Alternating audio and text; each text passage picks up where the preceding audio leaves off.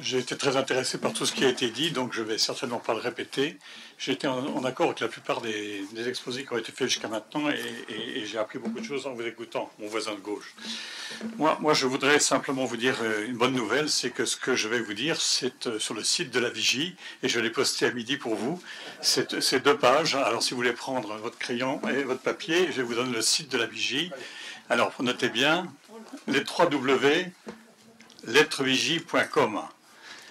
Lettrevigie.3W en suivi de lettrevigie.com et vous trouverez exactement mon message de cet après-midi, ou cette fin d'après-midi. La Vigie, L-A-V-I-G-E, G-I-E, pardon, .com.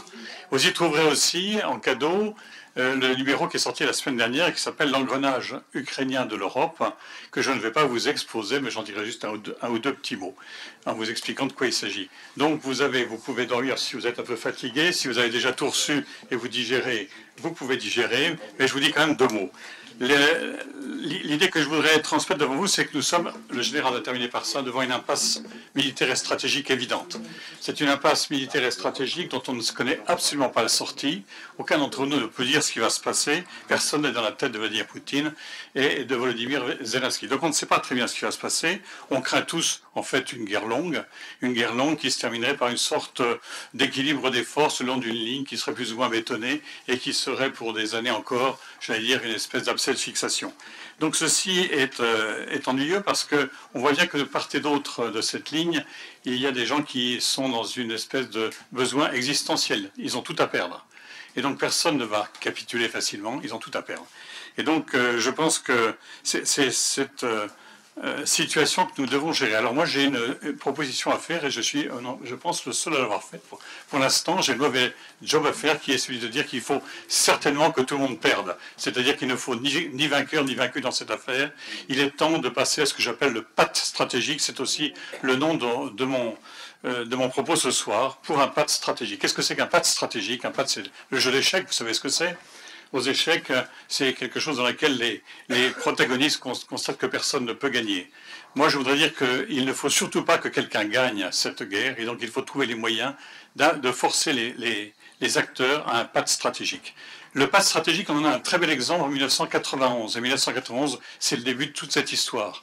1991, c'est quelque chose qui est la fin de ce que Reagan et Gorbatchev se sont dit à Reykjavik en 1986. Ils se sont rencontrés pour se dire on ne va pas y arriver, personne ne va y arriver, et donc on va tout simplement mettre fin à notre conflit, on va épuiser notre conflit, et on va faire ça proprement.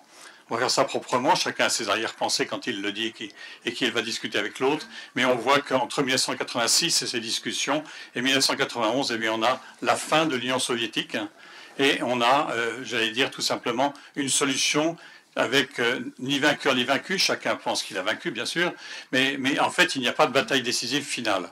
Moi je propose que l'on prenne exemple sur cette situation de 1991 pour chercher la fin de ce blocage stratégique et qui ne passe pas par une victoire décisive. Je trouve tout à fait irresponsable l'ensemble des acteurs qui veulent aujourd'hui une victoire décisive qu'on ne trouvera pas, qui va laisser tout le monde frustré. Et donc il est temps que quelqu'un le dise. Alors je fais le sale boulot de dire qu'il ne faut pas que les Ukrainiens gagnent. C'est évidemment quand je dis cela, ça fait bondir tout le monde. Mais voilà. Il faut surtout que personne ne gagne cette affaire, car les perdants, nous savons bien, c'est aujourd'hui le peuple ukrainien qui dépense ses vies et son avenir. Et c'est l'Union européenne qui vient de perdre sa viabilité, sa pérennité et il y a longtemps qu'elle ne l'a plus, mais elle ne peut plus la reconquérir maintenant, car nous avons perdu le fil directeur de l'Union européenne. Alors je crois que c'est le seul message que je vais vous dire ce soir. Ce pacte stratégique, je vous demande de me suivre en essayant de le défendre, avec tous les arguments que vous pourrez trouver dans votre connaissance du dossier, mais nous ne pouvons pas accepter de continuer à vouloir la victoire de l'un ou de l'autre. C'est impossible, et donc c'est tout à fait déraisonnable. Il faut que quelqu'un fasse ce travail sur les chaînes de télévision que l'on pratique tous d'une manière ou d'une autre. Personne n'est capable de dire cela. Et quand on veut le dire, eh bien, on nous coupe le micro. Et donc, je pense qu'il est temps qu'aujourd'hui, on arrive à s'exprimer sur ce sujet. Voilà. Si j'avais dit cela seulement, je pourrais m'arrêter. Néanmoins, je vais quand même vous dire 2 ou 3 petites choses encore, qui sont des petites remarques.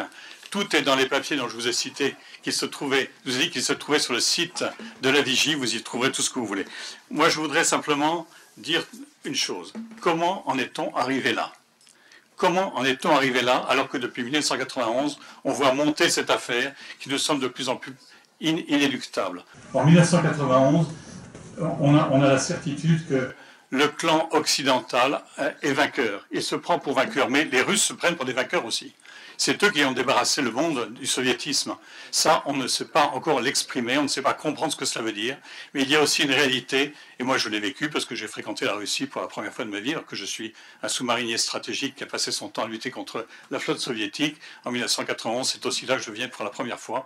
Je vais mettre les pieds en Russie, que je fais connaissance des Russes, que je discute avec eux. Je comprends qu'ils sont assez fiers, en tout cas certains d'entre eux, d'avoir mis dehors le soviétisme et d'avoir récupéré leurs racines.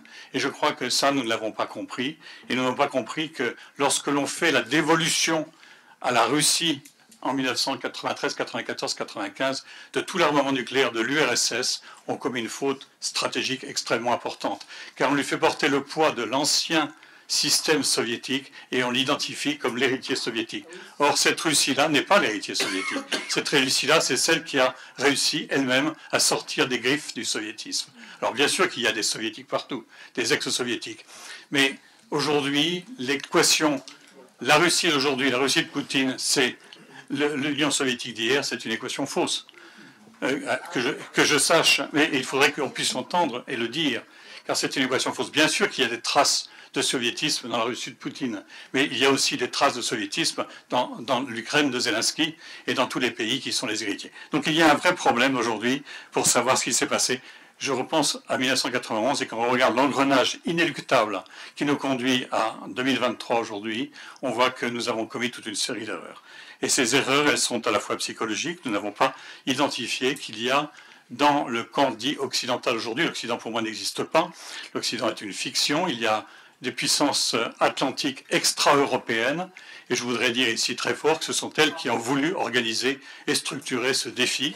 Et ce défi, il est d'abord pensé à Londres, il est relayé aux États-Unis, et il est aujourd'hui celui qui a mis en place cette réalité d'une tension qui va se terminer par un piège ukrainien qui devient rapidement inéluctable, et cette réalité qui va se crisper sur trois fronts, le front idéologique, le front économique et le front géostratégique. Je ne détaille pas, tout ça vous le lirez dans le numéro 211 de la Vigie, je l'ai expliqué en détail, mais plusieurs d'entre vous l'ont dit avec d'autres mots, ils ont dit la même chose, ils pensent la même chose, et je pense que l'histoire retiendra cela.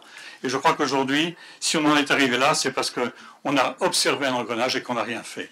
Que les puissances européennes traditionnelles, je pense à la France et à l'Allemagne en particulier, n'ont pas su réfléchir à ce qui se passait au plan géostratégique et que les puissances atlantiques extérieures au territoire européen avaient d'autres intérêts, une autre vision, et donc nous n'avons pas su, j'allais dire idéologiquement, comprendre ce qu'elles voulaient, et nous n'avons pas su répliquer idéologiquement par une vision européocentrée. Je pense que là, nous avons à battre notre coupe et à regarder ça d'un peu plus près. Je crois que aujourd'hui, la seule issue possible, je l'ai dit, c'est ce pacte stratégique. Alors, vous allez me dire, et je crois que chacun d'entre vous l'a démontré à sa façon, qu'il n'est pas possible d'amener quelqu'un au pacte stratégique, c'est-à-dire d'amener le Moscou de Poutine et le Kiev de Zelensky à un pacte stratégique. Eh bien, je pense que si, à la condition de parler un peu plus vrai, de montrer les conséquences pour la Russie, pour l'Ukraine, pour l'Europe, de ce qui se passe sous nos yeux aujourd'hui. En Europe, j'observe, et ce sera ma dernière observation, je pourrais en faire beaucoup, mais je pense qu'à l'heure qu'il est, c'est pas la peine d'en dire trop. Je voudrais faire une seule remarque. Vous voyez où est l'Union européenne aujourd'hui? Elle a deux pôles. Elle a un pôle qui tourne autour de la Pologne. La Pologne avec un front de pays qui fait la ligne de front, et ceci parle directement avec les États-Unis. Donc l'Europe n'existe plus, il y a ce pôle-là, et ça s'appelle la Nouvelle Europe.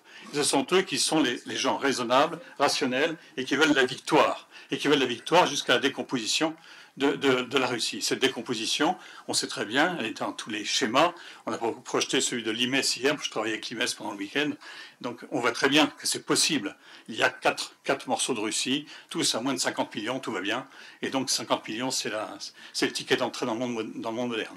Et donc ça, c'est quelque chose qu'il faut regarder d'un peu plus près, et donc cette idée-là, elle n'est pas possible. Si on regarde assez assez bien ce que fait la Pologne aujourd'hui. La Pologne, la Lituanie, on nous a déjà parlé, et qui sont le pivot, j'allais dire, de cette ligne de front qui est pilotée par les puissances extra-européennes. Vous avez la nouvelle Europe, cette nouvelle Europe n'a que faire de ce qui se passe à Bruxelles. Elle a sa propre dynamique, elle a ses propres logiques, et voilà. Et qu'est-ce qui reste la vieille Europe? La vieille Europe, c'est qui? C'est nous, justement. Nous nous sommes marginalisés dans tout cela. Nous sommes à l'extérieur, nous avons notre propre système de réassurance nucléaire et nous n'avons pas de solution à proposer. Cette vieille Europe, elle a quelques partenaires difficiles. L'Allemagne ne va pas très bien, ce serait cruel d'en dire plus, mais nous avons peut-être à chercher autre part, d'autres partenaires. Et moi, je travaille actuellement beaucoup à la montée en puissance d'une sorte de poumon franco-italien, dont je pense qu'il peut être aujourd'hui un relais d'une vision de l'Europe différente de celle que nous avons aujourd'hui.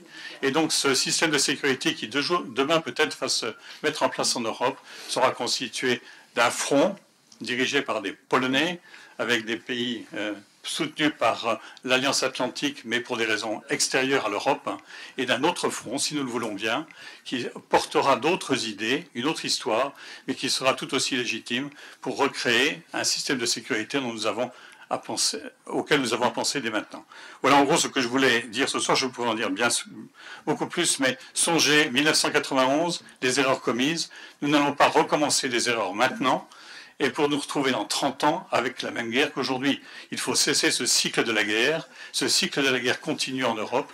Nous avons réussi à stopper au moment de la fin de la guerre froide par un pacte stratégique. Stoppons-le maintenant par un nouveau pacte stratégique, mais c'est à vous de trouver les arguments. Moi, j'en ai quelques-uns, j'en ai pas assez. Il faudrait qu'on s'y mette à tous pour trouver quelque chose. Merci.